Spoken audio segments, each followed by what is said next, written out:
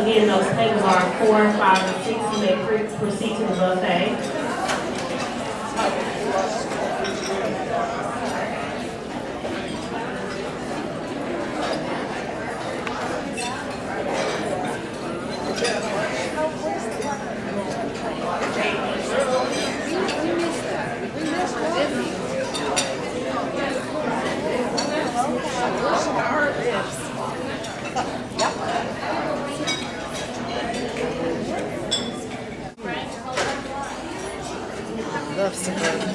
See the rest of us.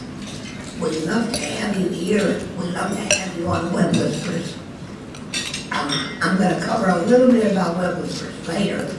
But first of all, by the way, those of you who are still eating, go right on eating, because right now, all I want to do is introduce the officers. And you can applaud with one hand.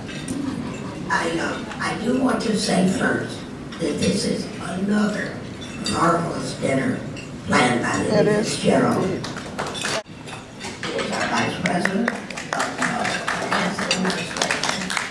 Don't call him either. We don't discriminate, we just don't do it. I've got somebody waiting, I'm not through. Oh, we got some workers.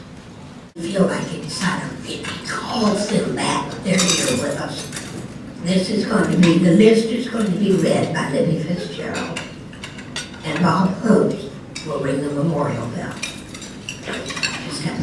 I thank you for your sweet gift of speech, the second such gift to me during my lifetime, and for your help to so many others during my recent and terrible silence. Never let me forget the anguish nor the despair suffered by me while speechless, for only in remembering can I tenderly assist those that unfortunately came after me. Teach me to do so with a clear understanding, a gentle compassion, a deep humility, and with much patience. Haddonfield, New Jersey. John Alexander Jr., Garfield, Georgia. James Lyon Beck, Findlay, Ohio. Richard Fries, Franklin, Nebraska. Jewel Fuller, East Point, Georgia. Called WebWhispers. Small, but people were working hard on it. And 10 years ago, the IAL met in Indianapolis, Indiana. And WebWhispers at that time was starting to form into an entity. We were talking about becoming a club. We were talking about organizing. We're getting that put into shape. When people signed in for the IAL and registered in Indianapolis, I had brought and dropped some red flare markers, and on our name tag you marked a little WW, and that's how we knew that you were a WebWhispers person, and we could find each other, and we could put faces to the names with whom we've been talking. And I'm not sure who came up with the idea that we were having a dinner, but because I was in Indianapolis, I got elected to find a place. And downtown, we had to be close to the Westin, but the Westin was renovating. It was nothing like we were taking out a room or anything like that. We had to find a restaurant that was not too noisy, but still could accommodate people. There were about 33 people. So there was another hotel, there was an Embassy Suites, that was within easy walking distance of the Westin where the IAL was meeting. And they had a nice little restaurant at that time called Ellington's that had a buffet. And as I was sitting here, I remembered it had ducks. They had a little fountain and they had ducks swimming in them. But I told them that we needed a quiet area. It was not a very crowded restaurant. They gave us our own section. You could order off the menu, you could have the buffet. We didn't collect money ahead of time. They actually billed us separately, which was quite a bit of work for the wait staff, but they were wonderful to us. Joe Casey was there, our first president. Wayne Baker was there. I was there.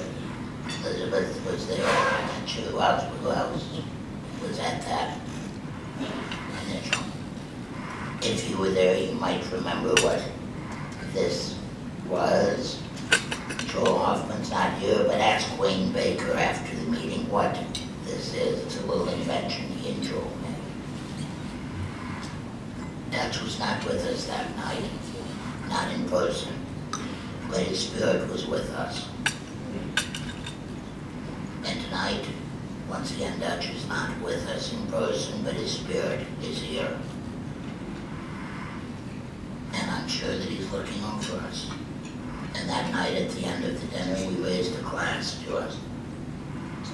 And I think now he's probably sit back, he's laid back a bit, he's looking at us. He's just had probably 3 rich chocolate desserts. And he's poured himself an ice cold glass of Stolen. So I'd like you to take a glass. Absolutely. And I'd like to drink to Dutch Helms, our founder, and the true heart and spirit of WebWhispers.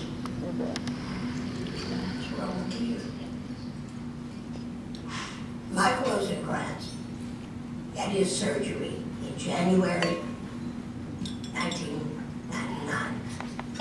He found and joined WebWhispers in October of that year.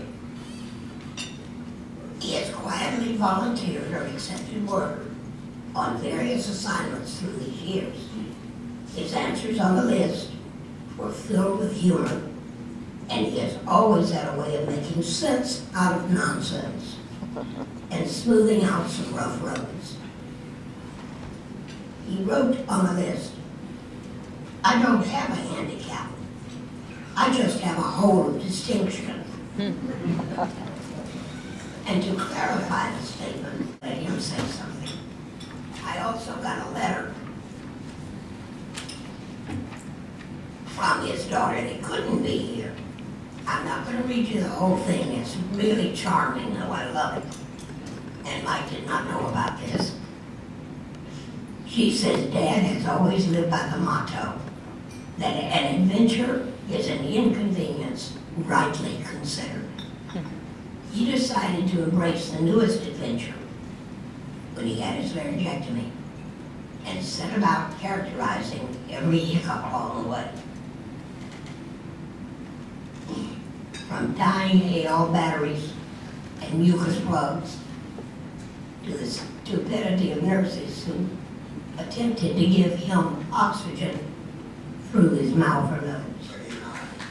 This dinner reception, and I would like to present a certificate of appreciation to Richard Nigerian. He'll be there, of course.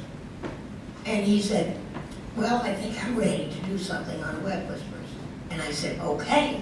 And my brain is going like crazy. He said, "I'd like to work on a database." I said, "The database? You know, how much, I mean, he's got the knowledge to do all this other stuff." And he said, "Well, that's what I'd like to do." So we didn't have anybody really in charge of the database. So he said he knew a little bit about it. Oh, did he lie? I put him in charge of the database after he showed us what he could do with it. He came in there and he has really done a marvelous job. And we are very proud of him, very proud to have him. And we want to thank him for maintaining and improving the WebWhispers database.